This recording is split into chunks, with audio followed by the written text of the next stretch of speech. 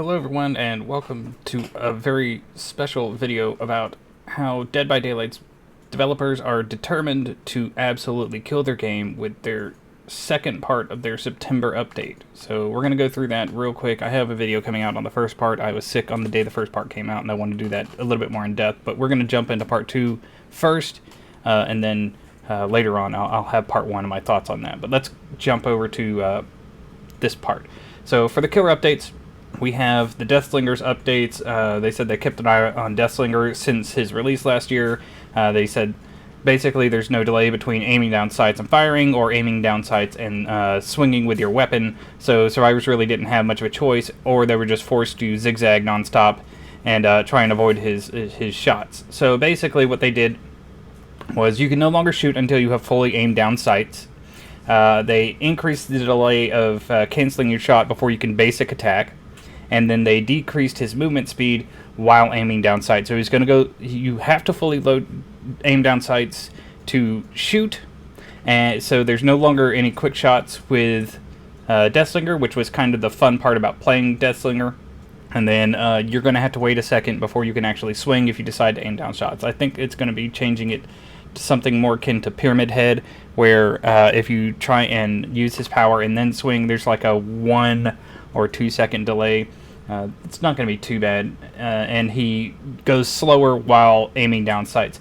They've also increased his terror radius to 32 meters because he was the only range killer with no lullaby, so that using monitor and abuse, he could basically get up on you at about 6 to 12 meters before you actually started hearing his terror radius, and he could basically just basic attack you if he wanted to, or had his choice of basic attacking you or using his shot before you were even able to react. So they've increased his terror radius to 32 meters, which I think is fair.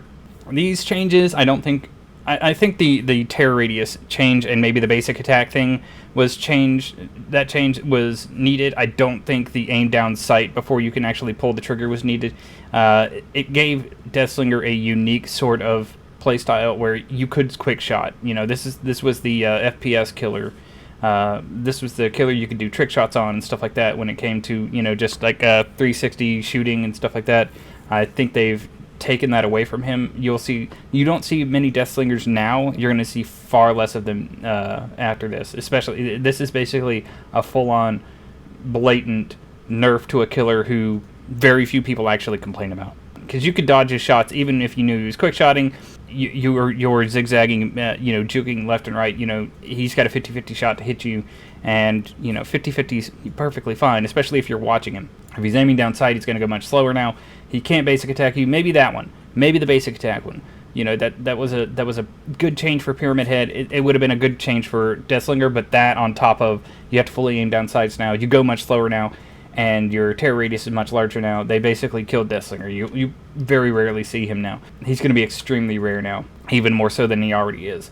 The terror radius thing I agree with, basically because his terror radius actually starts out really low, and it can blend into basically any of the music or even the generator sounds. So 32 meter terror radius I'll agree with. The basic attack thing, but not the increased delay after fully aiming down sights, and I don't agree with decreasing his movement speed any more than it was already decreased. But basically, Deathlinger's dead. You won't ever see him again, basically, except for people who think, oh, there's a killer with a gun, I'll use him, and they realize he's absolutely terrible now. Moving on, we have the Plague. The Plague they looked at, infecting objects, and then they looked at how her movement speed really decreases.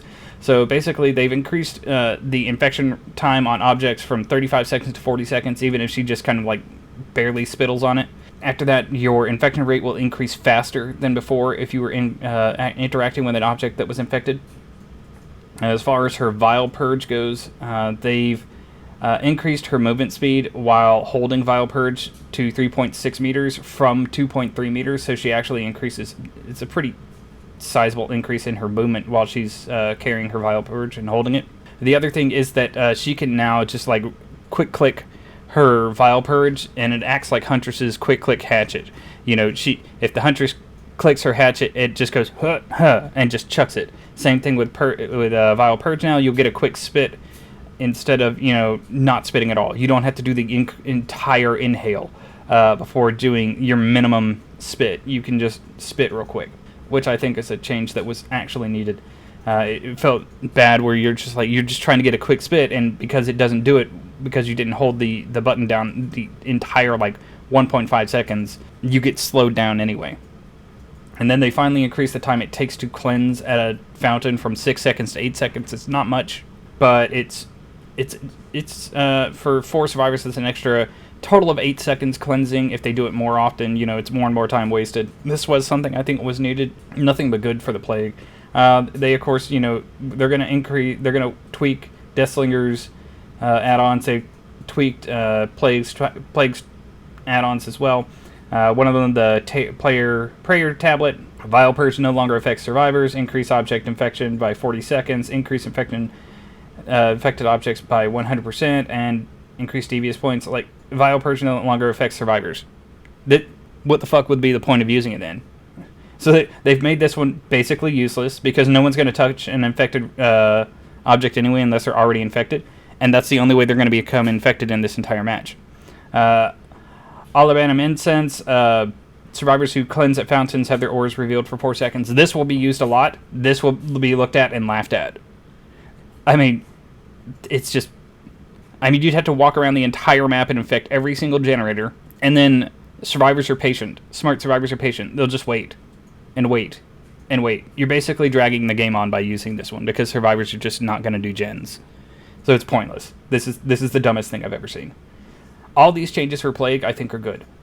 This right here is the fucking dumbest add-on I've seen, especially for Plague, who uses her power to increase her own power. And now you're basically saying, I'm going to use this and guarantee that I never get my power up, and that I drag the game on for as long as fucking possible. It's absolutely ridiculously stupid. The devs are retarded.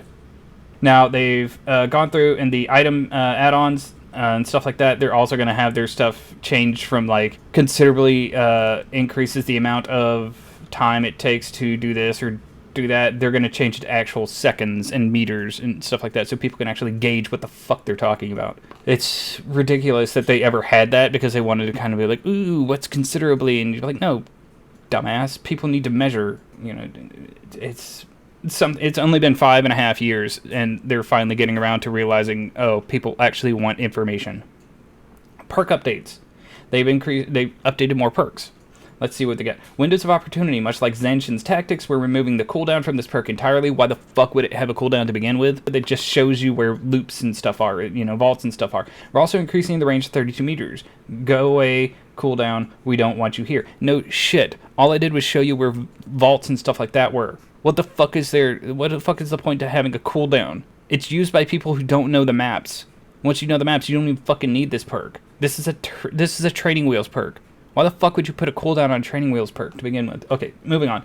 Repressed Alliance has the potential to save a good chunk of progress time when timed well, but due to the high requirements to the perk activated, it cannot be ready by the time you need it. With that said, we reduce the time required to activate the perk from to 45 seconds. No one uses this one anyway. The problem with Repressed Alliance is that it fucks over it doesn't really fuck over the killer. The killer can always come back to the gen and kick it. It fucks over the survivors who are wanting to come over and finish that gen while you're getting chased. That's what fucks over. Basically, all Repressed Alliance is saying is that, oh, you can block this gen from the killer kicking it. Okay, basically what you've told the killer is, you have plenty of time to chase me, and if you have pop, you have plenty of time to chase me, down me, then come back over here and kick this. Because those survivors can't work on it. One of the dumbest perks of all time. Built to last. This perk shipped with fairly safe numbers to make sure it couldn't get out of hand. It's very rarely that they ship a survivor perk with safe numbers. But anyway, but that ended up making it a pretty unpopular choice. It's still good. You get half your charges back when you use up of anything. So we've worked it to make it more effective at what it's meant to do. Hiding in a locker for 12 seconds with a depleted item in your hand will cause it to refill 99% of its charges. This is going to be fucking broken immediately. Each use of Build to Last reduced the number of charges refilled by 33%.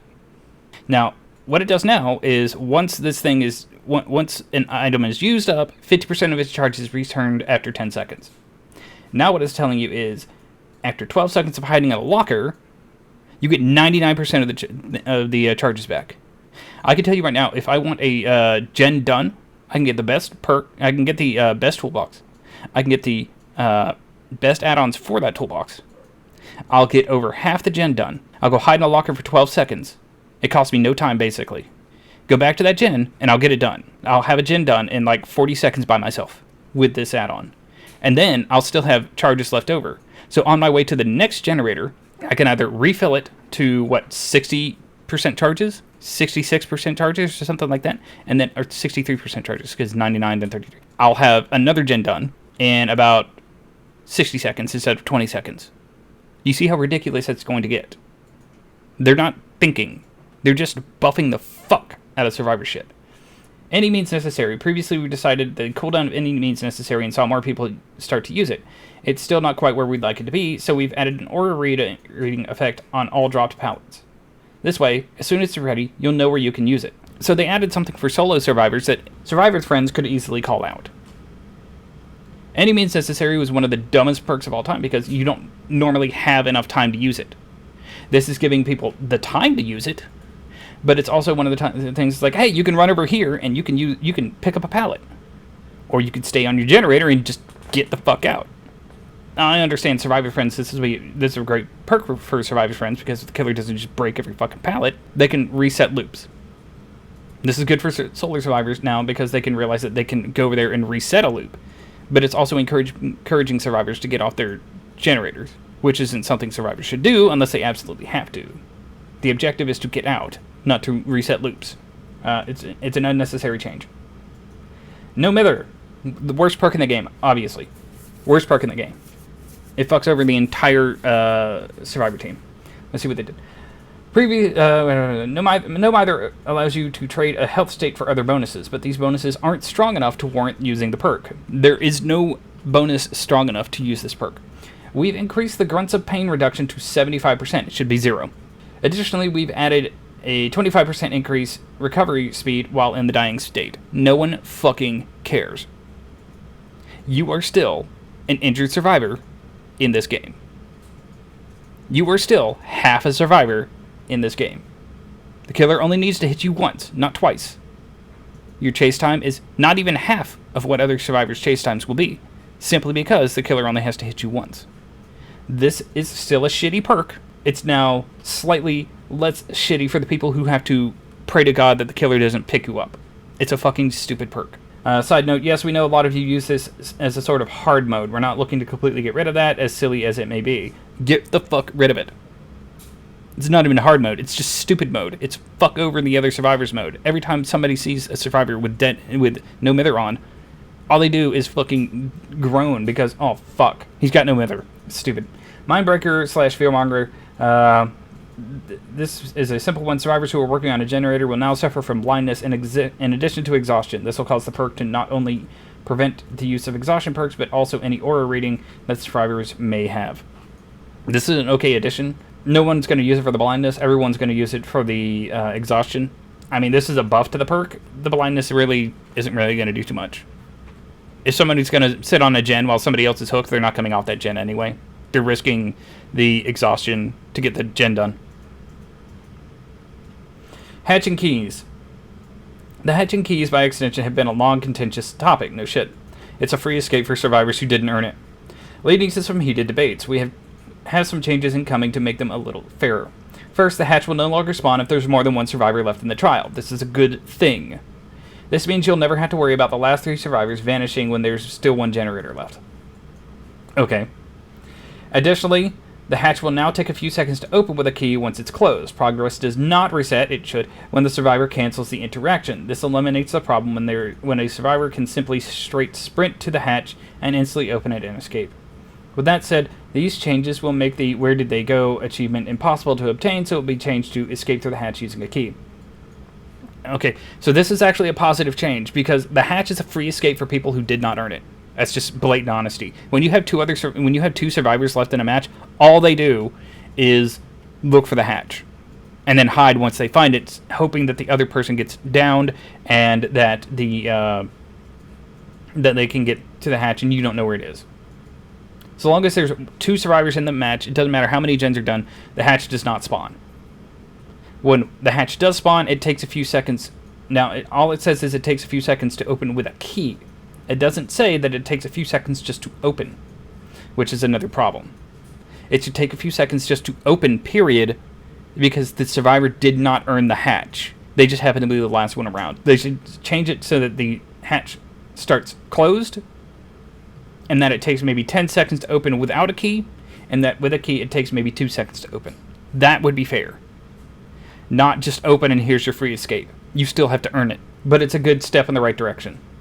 Now, let's get to the point. Let's get to the thing that's going to kill the killer side of the game, and they're going to have to figure out how to make killer bots. Boon Totems. One of the dumbest things that they put into the game, period. The killer has enough to do in a match that they cannot waste time going for totems, but they're going to do it anyway because they don't fucking care about the killer side of the game, not realizing that you have to have killers in order to have survivors. If you don't have people playing killer, you don't get survivors because there's no one there to kill them. So let's look at it. As promised in the Anniversary Live broadcast, we are introducing some new gameplay around totems. These will add an extra objective around the map, much like killer hex totems are tied to survivor perks. Survivors will be able to bless a totem to change it into a boon totem, and these blessings are designed to offer comfort to the survivor team, a small, safe haven. However, unlike a hex totem, the killer can also quickly interact with the boon totem to completely remove the associated blessing, once again turning it into a dull totem. They will also be able to hear the boon totem when it's enraged. Here's the difference between a killer hex totem and a survivor boon totem. The survivors can completely destroy your fucking hex. They could completely destroy it. It's gone. Forever. You don't get it back unless you're running, undying. Unlike survivor totems, where the killer can just, blow them out, and the survivors can relight them again. So already a completely huge power difference. So the survivors can completely destroy your perk, and you can't completely destroy their perk, because that would be unfun for the survivors. Each survivor can only have 1 boon totem active at a time. Each survivor can have a boon totem up at a time. That's 4 survivors, that's 4 of your totems gone. This boon totem will combine the effects of all of their equipped boon perks. Oh, see, right there, this right here tells you, right here, if you run 4 boon perks, once you light a boon totem, that totem gives you all of your perks. The killer, their hex totems, each hex takes up a single totem. But the survivors get all of their perks on a single totem, and they can just relight it again. And remember, all 4 survivors can light a separate totem. This is bullshit. Right away, it's bullshit. Because now, the killer has to worry about walking around and finding 4 fucking totems, and dismissing the effects that can be relit. The killer has no time to make any fucking mistake whatsoever. But now they have to waste time getting rid of boon totems. Behavior doesn't play their game. Behavior doesn't play their game well, even if they do. They're very bad at their game if they think this is something that they need to do. They've already implemented SBMM. 95% of the fucking community hates the idea. It's fucking stupid. It's ruining the game as predicted. Their numbers are down by 30,000 over the last 6 months. It's insane. I was checking. And now, what they're going to do is say, hey, killers, you don't have enough to do in the game, but here's something that you have to constantly be on, because it's buffing survivors. It's absolutely stupid. This will add more strategic decisions to survivors when it comes to their interactions with totems. No, it doesn't. It's not strategic. All you do is run up to a totem, put 4 bonuses on it, and then go back to a gen. It's not strategic when, oh no, he blew up my totem. Relight it. With that, we've come to the end of the developer's update and our game. All of the changes mentioned in this 2-part post and more will be available for testing in this week's player test build. We look forward to hearing what you think, and until next time, the Dead by Daylight team. This is easily one of the things. They're just trying to kill their game at this point. I'm pretty sure they're just trying to kill their game and not just saying we're tired of actually making this game. This is the dumbest implementation anything since SBMM, and SBMM was only a month ago. I don't understand what the fuck they're doing. Killers have 0 time to make any mistakes or waste any time on basically anything. It was the same thing before breakable walls. They said, oh, we're going to get rid of infinites. And now we're just going to make infinites that have breakable walls that the killer has to waste her time breaking, or it's just going to be an infinite, which is fucking stupid. And now they're saying, oh, well, the survivors don't have enough power, so we're going to give them power that they can just constantly light up on dull totems, and the killer has to waste time blowing them out. Not destroying them, because that would be unfun for the survivor. Not destroying them. Fuck that. Because we don't want you to be able to get rid of a survivor's power. You can just blow them out, but the survivor can get it right back again. Imagine if Undying was base kit for killers. Oh, we broke their totem. Haha. Well, it just bounces over to a dull totem now. Survivors' mains would be fucking livid. They would complain. They would try and boycott. They would quit the game. This is the exact same thing, only it's against killers. It's against killers, and so it's considered to be a good thing. This is fucking retarded. Boon Totem will combine the effects of all of their equipped boon perks. Well, now all they need is Dead Hard and 3 boon perks. You're not changing the meta.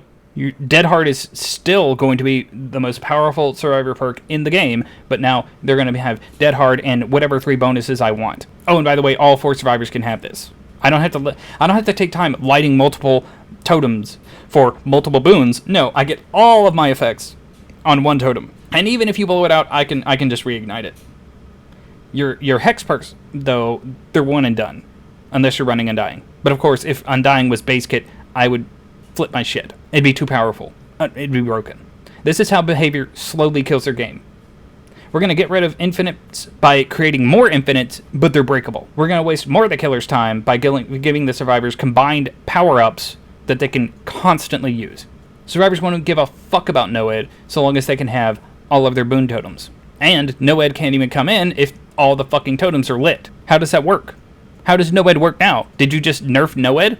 Did you nerf Noed by ensuring that even if they were like, okay, we got rid of their totems, there's 3 of us left, just light all 3 boon totems and we're good. He can't have Noed now. What happens? This is proof that behavior does not play their game on a regular basis or on both sides enough to understand what the fuck is going on. Killers have 0 time to make mistakes, and now you're wasting their time even more to blow out totems. And you might say, oh, it might only take 2 seconds to blow out a totem. Wrong. Wrong. It's 2 seconds to blow out the totem. How long to hunt them down? Average, we'll say 15 seconds. Okay, 15 seconds, that's 17 seconds to hunt it down and blow it out. Okay, and now the survivor can just walk back over and relight it. So it's maybe 17 seconds. We're being really, really generous. 17 seconds to hunt down a totem, blow it out, and then the survivor can relight it. So that's, we'll say, an average of twice per survivor. 17 times 8. Yeah, it gets really fucking ridiculous after that. That's almost 2 minutes worth of wasted time blowing out totems. This is how you kill your game, right here. The survivor is already the power role. Survivor is straight up the power role until there's like maybe 2 survivors. Even 3 survivors versus 1 killer is still a strong combination. But now, you have survivors giving themselves passive buffs that they can just constantly turn back on again, even though the killer turned them off. It's not fair. It's ridiculously not fair. And I don't know what to do to get this through the developers' fucking heads. If you're going to put all their boon totems on one fucking thing, that should be a make it or break it thing. The killer should be able to like blow it out or destroy the fucking totem, and bam, their perks are gone too. It should not be, oh darn, you got rid of my totem, I guess I'll just light it back again. This is fucking stupid. Behavior is killing their game, and VHS is coming up right on their ass and just going, hey, look, we're actually deciding to balance around both sides. Make it fun with an actual win condition. Behavior's just digging themselves into a hole, and they're just deciding that they need to just destroy their game before VHS can do it. And they're doing it by handing survivors all the power and making sure that no one wants to play killer. There's too much bullshit going on with these. This right here is why this is the kind of shit that behavior does that makes killer queues last so long, or survivor queues last so long, because no one's wanting to play killer anymore. SBMM, I can't. It's like people don't want to. People don't want to sweat every fucking game and see the exact same fucking builds on every fucking survivor every single game. They don't want to do it. They want to be able to have a chance without having to sweat nonstop. Survivors laugh because, oh, ha, ha, you just had to get better. No, dickhead. When it comes to SBMM, it's like you, as one survivor, are getting placed up against a killer who's your equal in skill. The killer, however, is getting placed up against 4 people who's equal in their skill. It's not an equal equation. Survivor mains don't give a fuck about that because it means they just get easier and easier games until the killers start face camping and tunneling, and then they complain because that's the only way the killers can win. It's like, well, this is what you're laughing about. This is what you're asking for. And now, behavior thinks, you know what, the killer doesn't have enough to do already. by sweating their asses off and dealing with all these second chance perks and dealing with survive with friends and dealing with all these other shit. Now the killer has to deal with totems. It can give survivors up to 4 buffs per totem. Think about that. Every survivor around this totem, in vicinity of this totem, gets 4 buffs that they didn't bring into the game. Is that balanced? Fuck no. Does behavior care? Fuck no. It's good for the survivors, and the survivors will feel good. This is how you kill your game. All right. Well, Addendum. We're thrilled to see such a positive reaction to the first part of the developer update. We have a small update to something we announced in part 1. Unfortunately, due to time constraints and the size of this mid-chapter, the change to the spirit, which would cause her to kick up dust while phasing, needed to be pushed until further notice. The directional audio will be in the mid-chapter PTB as planned. We've seen some mixed feedback to the dust change specifically, so we will monitor feedback closely from the PTB and subsequently see if the change is ultimately necessary. One of the 2 nerfs that was needed for Spirit is now getting pushed back because enough people were pissed off about it. But don't worry, this won't get changed. Guarantee you. It doesn't matter how many people say, I'm quitting if this comes into play. It doesn't matter. This whole thing, the Boon Totems and the way they work, they won't get changed. This is not a safe implementation of shit. Boon Totem bonuses should be one and done, just like Hex perks. But they're not, because it's Survivor-sided. This is how you kill your game behavior.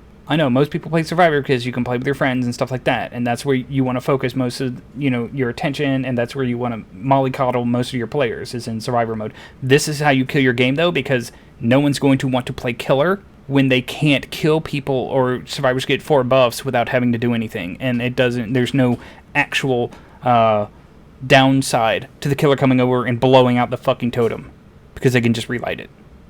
It's not balanced.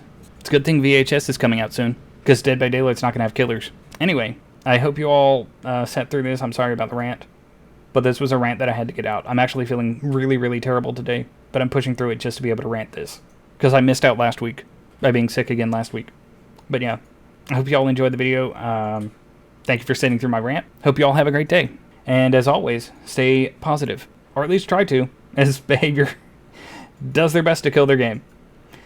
Have a great day, everybody. Stay positive.